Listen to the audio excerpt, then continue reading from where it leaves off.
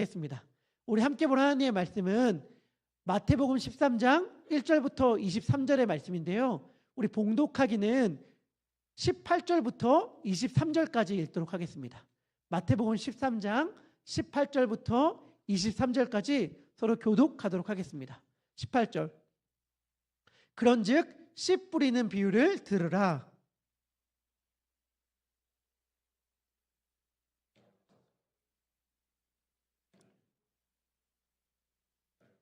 돌밭에 뿌려졌다는 것은 말씀을 듣고 즉시 기쁨으로 받되 그 속에 뿌리가 없어 잠시 견디다가 말씀으로 말미암아 환난이나 박해가 일어날 때에는 곧 넘어지는 자요. 가시떨기에 뿌려졌다는 것은 말씀을 들으나 세상의 염려와 재물의 유혹과 말씀이 막혀 결실하지 못하는 자요. 결실하여 어떤 것은 100배, 어떤 것은 60배, 어떤 것은 30배가 되느니라 하시더라. 아멘. 지난 한 주 여러분들은 여러분들의 가족들에게 어떤 아이디 카드, 어떤 신분증을 내밀었습니까? 여러분들의 말과 행동이 곧 여러분들이 내놓는 신분증이에요. 우리는 이런 말 하고 싶어요. 어떤 말 하고 싶어 하냐면 아까 제가 여기 타이틀로 정했던 것처럼 내 마음은 그게 아니야. 내 의도는 그게 아니야. 내가 비록 그때의 말에 실수했지만 내 마음은 그런 게 아니었어. 내가 그때 비록 너에게 차갑게 대했지만 내 의도는 그런 게 아니었어. 우리는 이렇게 말하고 싶어요. 그리고 우리는 내가 생각하는 나의 의도를, 나의 생각을 나의 신분이라고 생각해요. 나는 사랑 많은 사람, 착한 사람, 그런데 실수로 말을 이렇게 했고 실수로 이렇게 행동했어 라고 말하고 싶어요. 하지만 놀라운 게 뭔지 아세요? 예수님은 우리의 의도, 우리의 생각이 아니라 우리의 말과 행동이 너의 신분이다, 너의 아이디 카드다 라고 말을 해요. 왜냐하면 그게 사실은 우리 안에 있는 거거든요. 우리는 우리 안에 뭐가 있는지도 몰라요. 그래서 내 생각은 너를 사랑하는 건데, 내 생각은 나는 착한 사람이고 싶은 건데, 나는 인자한 사람이고 싶은 건데 라고 생각해요. 하지만 예수님은 뭐라고 말씀하시는가? 너희 안에 있는 것이 밖으로 나오는 거야. 네가 하는 말들, 네가 하는 행동들은 사실은 너희 안에 가득한 거야. 그렇기 때문에 그 행동이 너가 어떠한 자인지를 보여주는 거야 라고 예수님은 말씀하시는 거예요. 우리 마태복음 12장 50절의 말씀 읽도록 하겠습니다. 마태복음 12장 50절 시작. 아버지의 뜻대로 행하는 자가 내 형제요 자매요 어머니이니라 하시더라. 아멘. 내가 누구인지를 나타내는 것은 아버지의 뜻대로 행하는 자, 아버지의 뜻대로 행동하는 자라는 것입니다. 내 말과 행동이 내가 어떠한 나무인지, 내가 누구에게 속한 자인지를 드러내 보입니다. 만약에 지난 한 주 내가 하나님이 아닌 다른 것에 속한 자로 나타냈다면, 마치 돈 입에 돈에 대한 걱정을 달고 살면서 나는 돈에 속한 자야 라고 말한다던가, 아니 그 사람이 나를 너무너무 힘들게 해서 그 사람 눈치 보느라 이번 주에 너무 고생했어 라고 말하는 것처럼 내가 사람들의 시선에 얽매이는 데 속한 자라고 살던가, 이러하듯이 내가 누구에게 속한 자라는 것을 우리가 보여주며 살아가는 건데, 이번 한 주간은 하나님의 뜻대로 행함으로, 하나님의 뜻대로 말함으로 우리가 하나님께 속한 자라는 것을 보여주는 삶을 살기를 소망합니다. 오늘 말씀은 예수님의 사역 절정부에 일어났던 이야기입니다. 그러니까 예수님의 사역의 절정의 이야기예요. 갈릴리의 나사렛이라는 한 작은 시골 마을에 부모님도 유명하지 않는 이름 없는 한 청년이 갑자기 등장해서 하나님의 말씀을 전하기 시작했습니다. 그런데 설교를 너무 잘하는 거예요. 그의 말에 힘이 있어. 사람들이 그의 말을 들으려고 해요. 그런데 말만 잘하는 게 아니에요. 기도하는데 기도의 응답이 다 돼요. 귀신 들린 자를 놓고 기도하니까 귀신이 떠나가요. 병든 자를 놓고 기도하니까 병이 치유를 얻어요. 사람들이 몰려들었는데 배고픈데 먹을 게 없어요. 근데 그 사람이 기도하니까 막 5,000명이나 되는 사람들이 다 먹고도 어마어마한 음식이 남는 기적이 일어나요. 그러니까 어떻게 되었는가? 인기가 절정으로 치솟기 시작합니다. 예수님이 어디를 가든 수많은 무리들이 예수님을 따르기 시작해요. 질문할게요. 만약에 여러분의 인생 가운데에 여러분들이 하시는 일 가운데에 이러한 일들이 펼쳐졌다 하면 여러분들은 어떻게 하시겠습니까? 여러분들이 사업을 했는데 막 갑자기 손님들이 막 무슨 일인지 막 늘어나기 시작해. 여러분들이 뭐 유튜브를 시작했는데 유튜브 알고리즘을 막 탔어. 사람들이 막 들어오기 시작해. 막 손님들이 막 줄여서. 그럼 어떻게 돼요? 우리의 삶의 방식이 있죠. 우리의 삶의 패턴. 물 들어올 때 놓쳤는다. 이게 우리의 삶의 패턴이잖아요. 그래서 장사를 하는데 막 손님들이 막 줄여서 그러면 테이블을 늘리고 의자를 늘리고 가게를 확장하게 되겠죠. 우리 브레아도 되게 작은 동네잖아요. 근데 어찌한 일인지 막 제가 막 설교를 하는데 어느 순간부터 막 사람들이 몰려들기 시작해. 그러면 어떻게 제가 할까요? 이 몰려드는 사람들을 어떻게 잘 우리가 정착시킬 수 있을 것인가? 어떻게 이 분위기를 잘 탈 수 있을 것인가? 우리 교회가 좋은 소문이 나고 막 사람들이 몰려들기 시작하니까 이때가 기회다 싶어서 더 막 사람들을 끌어모으기 위하여 애쓸 거예요. 그런데 예수님은 정확히 그 타이밍에 정반대의 행동을 취하십니다. 예수님은 자신을 보려고 몰려든 무리들에게 무리들과 자신을 구분하는 철의 장막을 치셨습니다. 예수님이 사람들이 막 몰려들어왔을 때 사람들에게 말씀을 전하는데 어떻게 말씀을 전하셨냐면 바다 위에 배를 띄우십니다. 그리고 배에 딱 앉아서 말씀을 전하시고 듣는 사람들은 해안가에서 서서 말씀을 들었어요. 왜 그렇게 하셨을까? 제일 분명하고 단순한 답은 사람들이 많이 몰려서예요. 사람들이 많이 몰리니까 너무 분주하니까 예수님은 그들과 잠깐 떨어지셔서 배에 딱 강대상에 제가 있는 것처럼 이렇게 올라타셔서 말씀을 전하셨거든요. 근데 기가 막히게 그 구도가 자연이 형성한 천혜의 음향장비가 되었습니다. 그 예수님의 말씀을 전했을 때는 바람이 바다에서 육지로 부는 시간대였거든요. 예수님의 목소리가 바람을 타고 군중들에게 흘러가기 시작합니다. 특별히 호숫가, 바다 위의 물결이 예수님의 목소리를 더 잘 전달해 주게 했어요.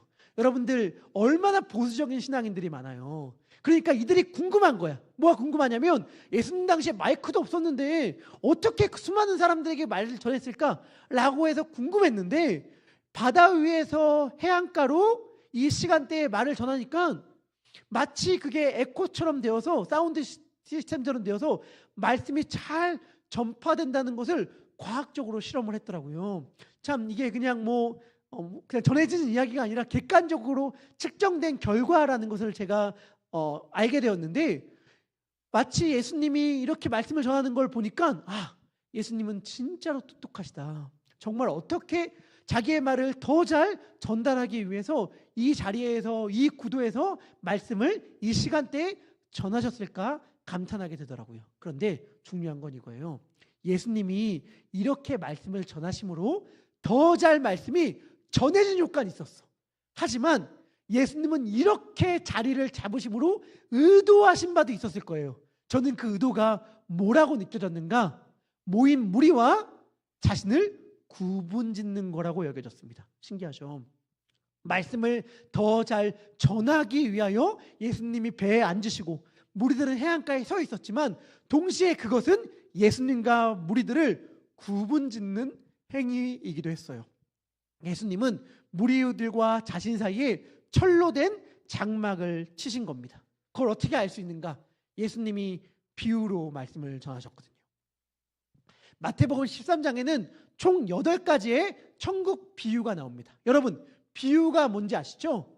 이해하기 쉽게 하려고 예화를 듣는 거예요. 예화를. 여러분들, 비유를 들을 때의 핵심이 뭔지 아세요? 쉬워야 한다는 겁니다. 여러분 다 아시겠지만 농담, 개그를 쳤어. 근데 그 개그가 설명이 필요하면 실패한 거잖아요. 내가 한 농담, 유머가 설명을 해야 되면 이미 실패한 개그라고 우리 알고 있잖아요. 마찬가지로 비유를 했는데 비유가 너무 어려워. 그럼 이 비유는 실패한 거예요. 왜냐하면 이해하기 쉽게 하기 위하여 비유를 드는데 너무 어려워요 라고 할 때 잠깐 있어봐.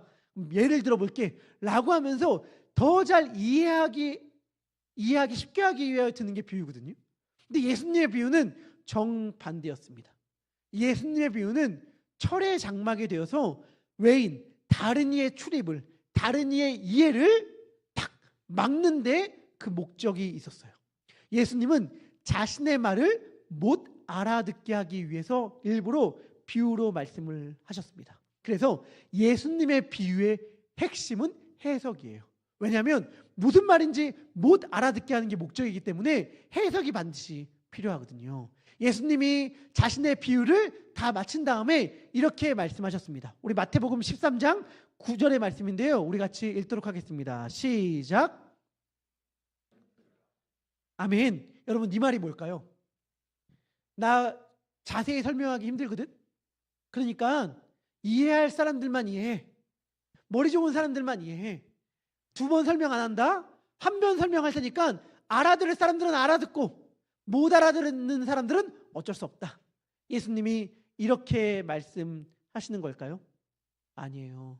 이 말씀은 뭐냐면 너희들에겐 내가 필요하다라는 말이에요. 왜냐? 예수님의 비유를 듣고 예수님이 들을 게 있는 사람들은 들으라 라고 말했을 때 나 예수님의 비유가 무슨 뜻인지 알았어 라고 말하는 사람이 한 명도 없었거든요. 그러니까 무슨 말이냐면 이게 고도의 이해력을 뜻하는 말이라 이해할 수 있는 사람들은 들어라, 이해력 높은 사람들은 들어라 라고 하는 말이었다면 아무도 이 말을 이해할 수 있는 사람이 없었기 때문에 들을 기가 아무도 없는 거예요. 근데 이 말을 이해하는 사람들이 있었어요. 누구? 예수님의 제자들. 예수님의 제자들은 이 말을 이해했어요. 어떻게 이해했죠? 예수님께 물음으로. 예수님께 묻고 예수님께 설명을 들음으로 이 말을 이해했거든요. 그러니까 다시 말하면 들을 기라는 건 다른 게 아니라 예수님이에요. 예수님과의 소통, 예수님께 질문하고 예수님께 듣는 게 들을 귀였거든요. 그렇기 때문에 제자들은 예수님께서 해주시는 따로 해석해 주시는 것을 들음으로 제자들은 들을 귀가 있는 사람이 되었습니다. 자, 그럼 예수님은 무슨 비유를 말씀하셨는가? 예수님이 하신 비유는 이것입니다. 마태복음 13장 여러 가지 비유 중에 오늘 첫 번째 비유인데요. 씨 뿌리는 비유입니다. 씨 뿌리는 자. 농부가 나와서 씨를 뿌립니다. 이건 안 보여드려도 괜찮을 것 같아요. 씨를 뿌립니다. 그런데 씨를 뿌릴 때 마구잡이로 막 씨를 흩뿌리기 시작합니다. 농부가 뿌리는 씨가 덜어는 길가에 뿌려지고 덜어는 돌밭에 뿌려지고 덜어는 가시덤불에 떨어지고 덜어는 좋은 땅에 떨어졌습니다. 길가에 떨어진 씨는 새들이 와서 주워 먹어버렸고 돌밭에 뿌려진 씨는 돌밭은 흙이 깊지 않기 때문에 뿌리가 깊게 못 내렸어요. 뿌리가 깊게 내렸으면 햇빛이 뜨겁게 비칠 때에 뿌리로부터 물을 쫙 빨아들여서 아무리 햇빛이 뜨겁게 내리친다 하더라도 뿌리로부터 빨아들이는 물 때문에 버틸 수 있었을 텐데 뿌리가 깊게 못 내리니까 그 뜨거운 태양볕에 다 말라버렸습니다. 가시덤불에 뿌려진 씨는 어느 정도 그 씨앗이 자라는 듯 하다가 가시덤불에 막혀서 더 이상 자라지 못했어요. 좋은 땅에 뿌려진 씨는 100배, 60배, 30배의 결실, 열매를 맺게 되었습니다. 이게 예수님의 비유예요. 예수님이 이 말씀을 딱 하시자마자 제자들이 나중에 따로 예수님께 찾아가서 물었습니다. 뭐라고 물었냐? 예수님, 왜 이렇게 설교를 어렵게 하십니까? 이렇게 말을 했는데 이 말이 얼마나 저에게 위로가 되는지 모르겠습니다. 예수님 설교 어렵게 하셨거든요. 여러분 아셔요? 제가 요한복음을 보면서 정말 위로를 받는 한 장면. 예수님의 설교가 어려워서 사람들이 떠나가. 예수님 무슨 말인지 모르겠습니다. 예수님 무슨 말인지 모르겠으니까 설교를 못 알아먹겠네요 하면서 떠나가니까 예수님이 제자들에게 묻는 장면이 나오거든요. 야, 너희들도 갈 거냐? 너희들도 내 말 어렵다고 갈 거냐? 라고 묻는 장면들이 나오는데 예수님의 설교를 어렵게 했어요. 그러니까 제자들이 묻는 거죠. 예수님 왜 이렇게 설교가 어려워요? 무슨 말인지 모르겠어요. 좀 쉽게 해주면 안 돼요? 무슨 뜻이었어요? 라고 제자들이 예수님께 따집니다. 그러자 예수님이 제자들에게 이렇게 말씀해 줘요. 마태복음 13장 16절부터 17절의 말씀인데요. 우리 같이 읽도록 하겠습니다. 읽겠습니다. 시작. 그러나 너희 눈은 봄으로 너희 귀는 들음으로 복이 있도다. 17절. 내가 진실로 너에게 이르노니 많은 선지자와 의인이 너희가 보는 것들을 보고자 하여도 보지 못하였고 너희가 듣는 것들을 듣고자 하여도 듣지 못하였느니라. 아멘. 예수님 말씀하세요. 너 내 설교 어렵다고 하지만 괜찮아. 왜냐하면 너희는 복을 받은 자거든. 많은 선지자들과 의인들이 너희가 보는 것을 보고 싶어 했는데 못 봤어. 너희가 듣는 것을 듣고 싶어 했는데 못 들었어. 근데 너희는 지금 보고 듣고 있어. 그러니까 너희는 복 받은 거야 라고 말씀하세요. 질문합니다. 선지자들과 의인들이 너무 보고 싶었고 너무 듣고 싶었는데 보지 못했고 듣지 못한 것. 그러나 제자들은 보고 듣는 것. 그게 뭡니까? 그게 뭐죠? 그게 예수님이잖아요. 그게 예수님이잖아요. 그러니까 제자들에게 예수님은 이렇게 말씀하시는 셈이에요. 설교가 어려워? 괜찮아. 괜찮아. 내가 있잖아. 너희들의 질문에 대답해줄 내가 있잖아. 선지자들과 의인들은 아무리 의롭게 살았다 하더라도 내가 없었어. 근데 너희들은 내가 있으니까 괜찮아 라고 말씀해 주세요. 중요한 건 뭐냐면 예수님이에요. 예수님과의 소통입니다.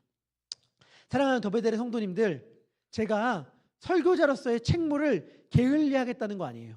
하지만 여러분들에게 분명하게 말씀드리고 싶은 거 하나 있어요. 분명하게 말씀드리고 싶은 거 하나. 그게 뭐냐? 여러분, 하나님과의 관계가 회복되잖아요. 그리고 예수님과 가까워지잖아요. 예수님의 마음을 알게 되잖아요. 그러면 나타나는 제일 대표적인 특징이 뭔지 아세요? 하나님과 소통이 회복되었을 때 나타나는 제일 대표적인 특징. 그게 뭐냐면 설교가 들리기 시작해요. 설교가 들리기 시작해요. 그 전에 목사님이 갑자기 설교를 잘하게 된 게 아니야. 목사님이 갑자기 하나님의 말씀을 막 유려하게 전하게 된 게 아니에요. 그런데 어느 순간 안 들리던 설교가 들리기 시작해. 어느 순간 하나님의 말씀이 나의 마음 가운데 찾아와 은혜가 되기 시작해. 그건 뭐냐면 내가 하나님과 가까워지고 있는 거거든요. 여러분, 설교가 안 들릴 때 저 설교자 설교를 못하네 라고 생각할 게 아니라 우리는 사실은 하나님과의 예수님과의 관계에 대하여 질문할 수 있어야 됩니다.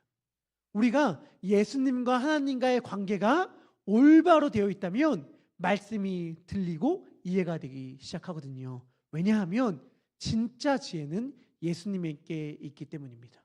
예수님께 듣는 게 진정한 지혜이기 때문에 내가 예수님께 듣고 있고 예수님과 관계가 가깝다면 하나님의 말씀이 들리기 시작해요. 성경을 읽고 큐티를 해도 그 말씀이 다가오기 시작합니다. 예수님이 제자들에게 걱정하지 마, 내가 있잖아 라고 하면서 비유를 해석해 주기 시작합니다. 어떻게 해석해 주시는가? 예수님이 말씀하세요. 씨는 말씀이야. 그런데 천국의 말씀을 들었는데 악한 자가 와서 그 말씀을 다 빼앗아갔어. 그게 길가야 라고 말씀하십니다. 또 돌밭에 뿌려졌다는 것은 이거라고 얘기해요. 말씀이 선포되잖아. 그러면 그 앞에서는 아멘, 아멘 해요. 근데 뿌리가 깊지 않아서 남지 않아요. 어려운 일이 오잖아요. 고난이 오잖아요. 그러면 바로 이렇게 얘기해요. 말씀이 무슨 소용이야.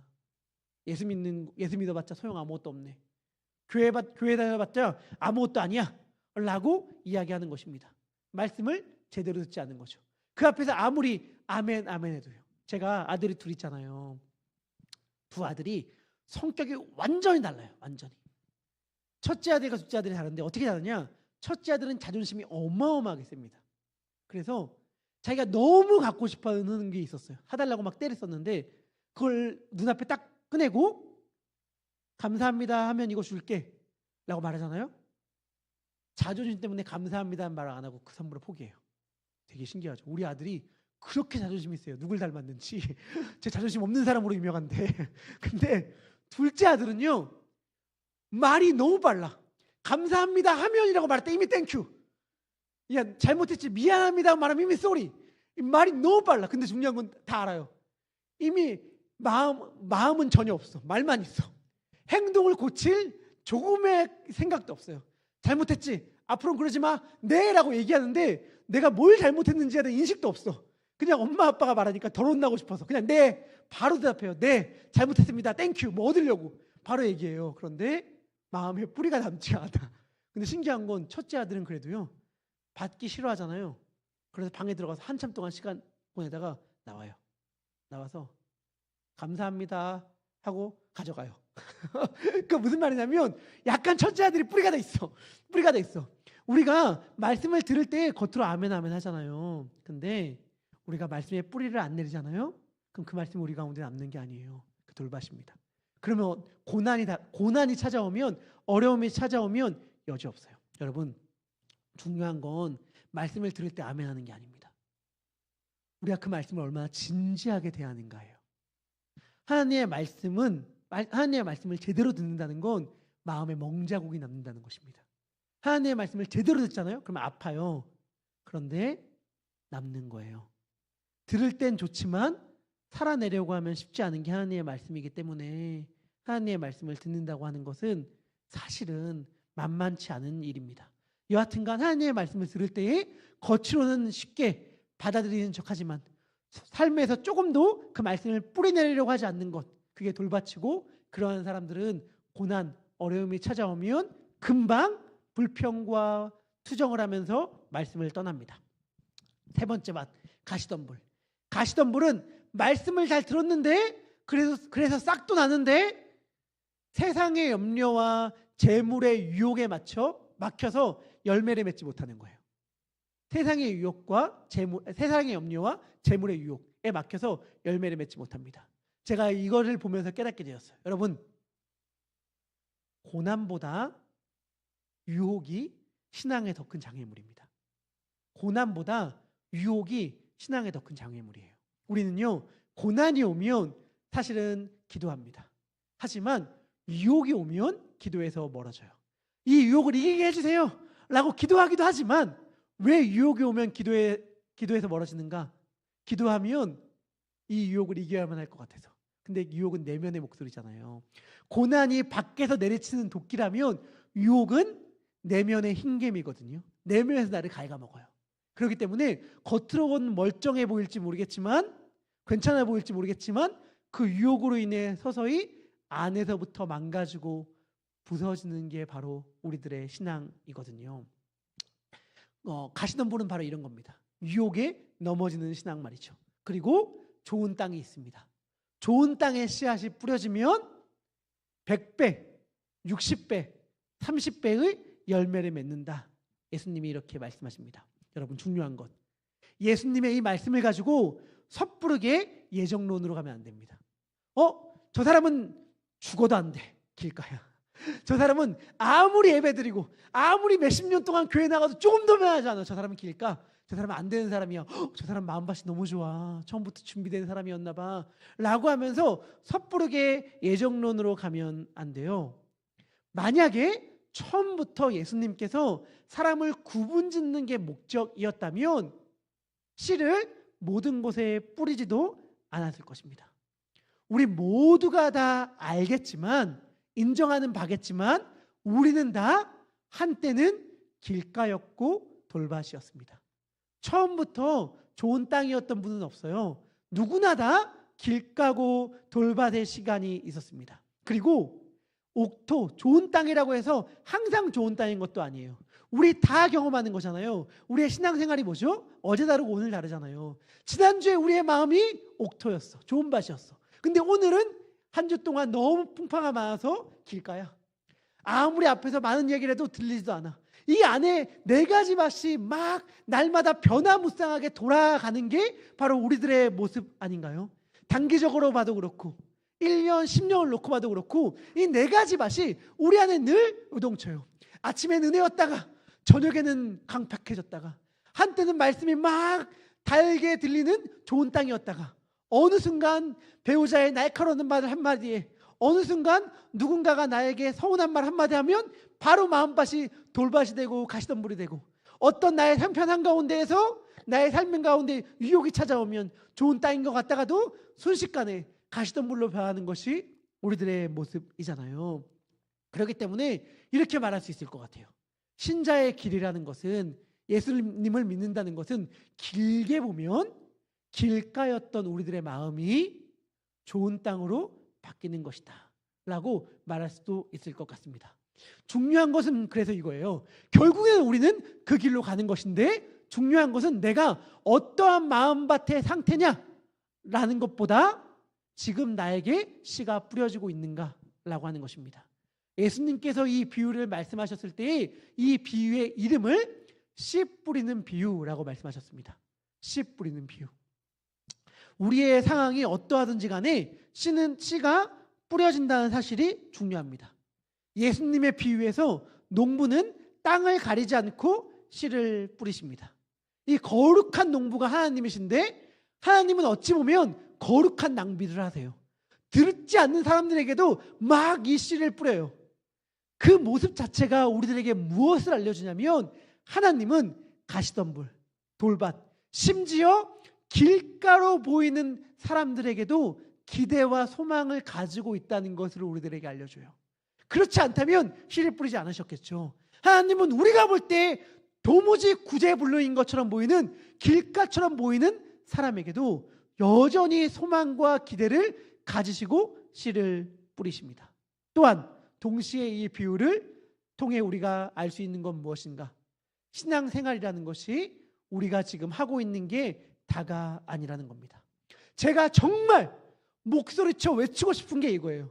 예수님을 믿는 세월이 길어질수록 우린 너무 익숙해지는 게 뭐냐면 신앙생활이 이게 다라고 생각해. 예수를 믿는 세월이 30년, 50년, 70년, 80년이 되면 어떤 생각을 하냐면 예수 믿는 게 이게 다라고 생각해요. 아니에요. 우리가 지금 예수님 믿는 모습이 신앙생활의 전부가 아니에요. 좋은 땅이 있습니다. 좋은 땅의 모습이 있어요. 저는 그걸 믿거든요. 제가 이렇게 매주 설교를 해요. 지난주와 오늘이 똑같은 것 같아. 오늘과 다음 주가 똑같은 것 같아. 우리 교회의 지난달의 모습과 이번 달의 모습이 똑같고 이번 달의 모습과 다음 달의 모습이 똑같을 것 같아요. 나의 삶의 모습도 마찬가지라고 우리가 생각해서 큰 기대를 가지지 않습니다. 인생이 뭐 이런 거지 뭐. 예수 믿는다는 게 뭐 이런 거지 뭐. 아니에요 여러분. 아니에요 여러분. 좋은 땅이 있어요. 100배, 60배, 30배의 열매를 맺는 좋은 땅의 삶이 있습니다. 우리 다 이 생각하잖아요. 우리 솔직한 얘기로 고난 왔을 때 불평하지 않는 분이 계십니까? 세상의 염려와 재물의 유혹에 넘어지지 않는 분이 있어요? 그럴 때마다 우리는 생각하죠. 마음은 온이로되 육신이 약하다. 예수 믿는 게 이런 거지 뭐. 이렇게 분투하며 살아가는 것이 예수 믿는 거지 뭐. 아니요. 그게 바로 돌밭과 가시덤불의 밭의 삶의 모습이에요. 그런데 사랑하는 더베델의 성도님들, 좋은 땅의 삶이 있다니까요. 우리의 기대와 예상을 완전히 뛰어넘는 신앙생활의 기쁨과 즐거움과 감격에 완전히 사로잡혀서 하루하루를 살아가는 것이 너무 행복하고 너무 기쁨에 차고 너무 기대에 찬 이러한 좋은 땅의 삶이 있다는 소망을 가졌으면 좋겠어요. 여러분, 예수 믿는 게 이게 다가 아닙니다. 내가 예수를 믿었던 지난날의 모습들 가운데 뜨겁고 행복했던 시간이 있었지 뭐 라고 했던 그 시간들이 좋은 땅의 전부라고 생각하지 마세요. 정말 우리의 기대와 예상을 뛰어넘는 너무 놀라운 삶의 모습이 있습니다. 우리는요, 패배에 너무 길들여져 있어요. 현실에 타협하는데 너무 익숙해져 있어요. 제가 금요 기도회 때도 얘기했지만 우리의 기도가 천장을 뚫고 하늘로 올라가지 못하고 그냥 힘없이 툭툭툭 떨어지고 마는 거에 너무 익숙해요. 하나님의 말씀을 들어도 기대하지 않고 하나님의 말씀을 듣는데 너무 익숙해요. 성경 말씀을 읽고 1년 1독을 한다고 하더라도 그냥 읽는 게 다야. 아무런 감동 없이, 아무런 감흥 없이 말씀을 읽고 있어요. 아니에요 여러분. 여러분들, 우리가 너무나도 뻔하게 읽는 그 말씀, 너무나도 익숙하게 들어서 아무런 기대와 소망이 없는 그 말씀을 누군가는 읽고 완전히 인생이 바뀌었습니다. 누군가는 성경을 펼쳐서 읽으면서 영혼의 감전이 와서 영혼이 완전히 바뀌고 자신의 삶이 바뀔 뿐만이 아니라 자신의 인생, 가정, 나아가 한 나라와 세계의 역사를 바꾼 사람들이 얼마나 많은지 모르겠습니다. 놀라운 게 뭐예요? 그들이 보는 성경을 우리도 보고, 그들이 예배하는 하나님을, 그들이 믿는 예수님을 우리도 믿고 예배하는데 우린 너무나도 무기력해. 우린 너무나도 그냥 이게 다인 신앙생활을 살아가고 있어. 아니에요 여러분. 좋은 땅의 모습이 있습니다. 저는 단언해요. 우리가 만약 지금 믿고 있고 하고 있는 신앙생활이 전부라면 저는 정말 주저없이 이렇게 말할 수 있을 것 같습니다. 차라리 그럴 거면 예수님 안 믿는 게 낫다. 이게 다라면. 지금 내 모습이 신앙생활의 전부고, 지금 내 모습이 예수님을 믿는 그리스도인의 삶의 절정의 모습이라면 차라리 예수님 안 믿는 게 낫다. 이렇게 저는 말씀드리고 싶어요. 아니에요, 여러분. 아니에요. 지금 여러분들의 모습 전부가 아니고 다가 아닙니다. 하나님은 우리를 지금 이 모습 그대로 두기를 원하지 않으세요. 하나님은 우리를 길밭, 길가, 돌밭, 가시덤불의 모습으로 두기를 원하지 않으십니다. 하나님은 우리를 좋은 땅으로 만들고 싶어 하셔요. 그래서 어떻게 하세요? 씨 뿌리는 농부이신 그분이 밭을 갈기 시작합니다. 하나님께서 밭을 가세요. 땅을 갈아엎고 돌을 치우고 가시덤불을 제거해요. 어떻게 밭을 가시는가? 고난이라는 쟁기로 밭을 갈기 시작합니다. 여러분, 구약을 보면 사람과 땅이 연관되어 있습니다.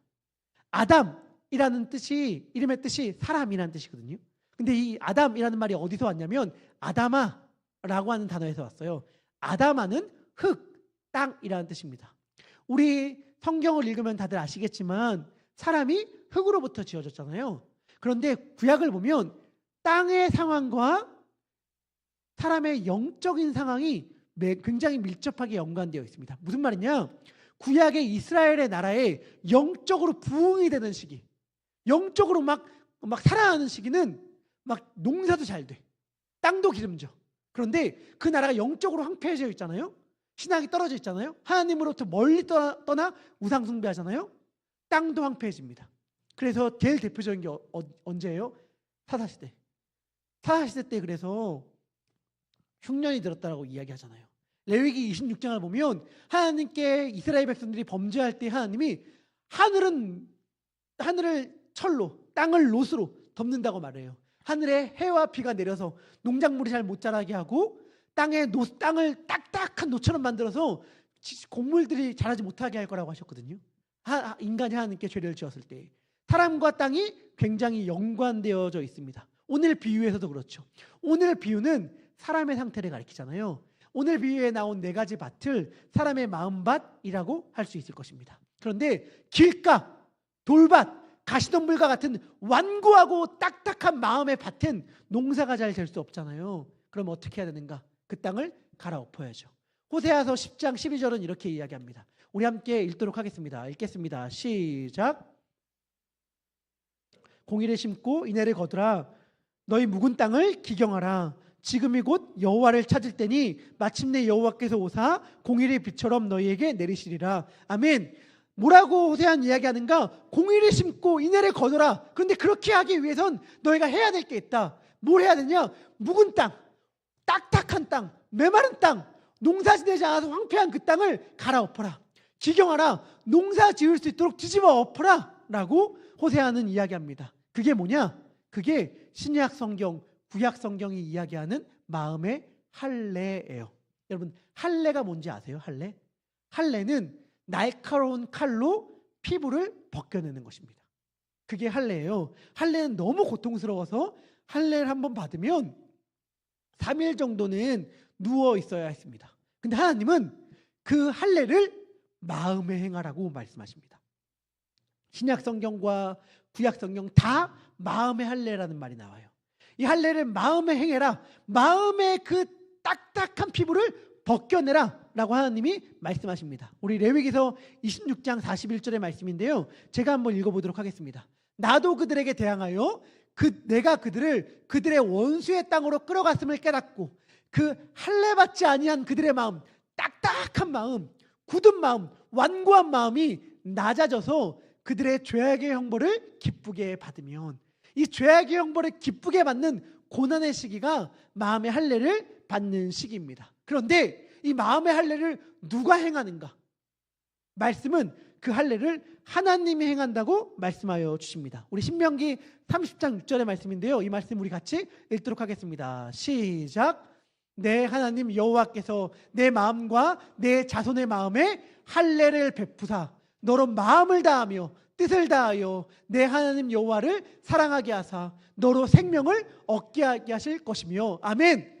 마음을 다하며 뜻을 다하여 하나님을 사랑하게 함으로 생명을 얻게 하게 하실 것인데, 그렇게 하기 위하여 뭘 행한다고요? 마음의 할례를 베푼다고요. 마음의 할례.